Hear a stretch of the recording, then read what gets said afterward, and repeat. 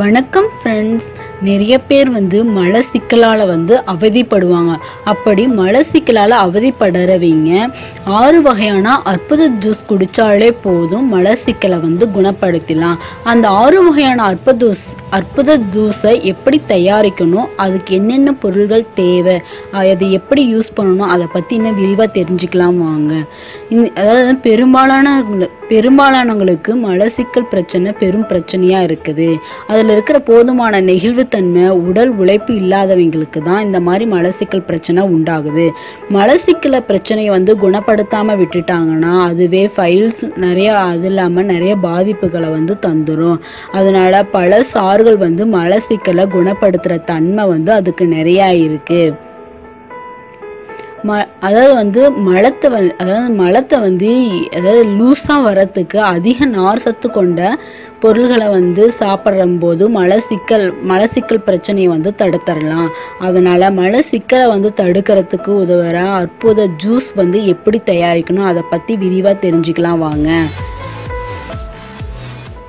Brunei பழங்களை சுடு தண்ணியில் ஒரு சில நிமிஷம் ஊற வச்சுட்டு அதை அதோட இருக்கிற காம்பை அகற்றிட்டு 1 கப் அளவு நீரை கலந்து மிக்சியில் அரைச்சிக்கணும்.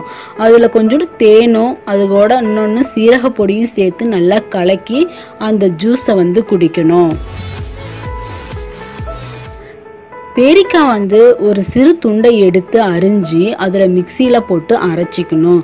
அதுக்கு தேவைப்படுற தண்ணீர் சேர்த்து நல்லா அரைச்ச வாட்டி அதில் 1/4 மூடி எலும்பிச்சை சாறும் 1 சிட்டிகை உப்பு கலந்து குடித்தோம்னா நம்மளுக்கு மலச்சிக்கல் பிரச்சனை குணமாயிடும்.